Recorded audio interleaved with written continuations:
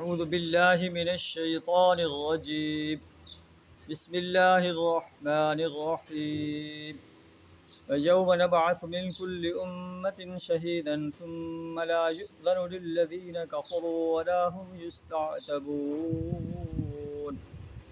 وإذا رأى الذين ظلموا العذاب فلا يخفف عنهم ولا هم ينظرون. صدق اللہ العظیم. سورہ النحل آیت نمبر 84 اور 85 آپ کے سامنے تلاوت کی ہیں. ان کا ترجمہ کچھ اس طرح ہے: اور اس دن کا تصور کرو، وَيَوْمَ نَبْعَثُ مِنْ كُلِّ أُمَّةٍ شَهِيدًا، جب ہم ہر امت سے ایک گواہ کھڑا کریں گے، اور گواہ جو ہے ہر امت کا اس کا نبی ہوگا، جو ان کو دعوت دیتا رہا ہوگا کہ ایک اللہ کی بندگی کرو، ایک اللہ کی پرستش کرو، ایک اللہ کی غلامی اختیار کرو، ایک اللہ کی اطاعت کرو. لیکن ان لوگوں نے نبی کی دعوت کو جھٹلا دیا تھا. تو اللہ فرماتا ہے کہ یہ نبی ہر امت جو ہے کہ خلاف جو گواہی دے گا کہ اللہ میں نے تیرا پیغام ان تک پہنچا دیا. جب یہ گواہی ثبت ہو جائے گی، ثم لا یؤذن للذین کفروا، پھر کافروں کو بولنے کی اجازت نہیں ہوگی، ولا هم یستعتبون، اور نہ انہیں عذر پیش کرنے کا موقع دیا جائے گا.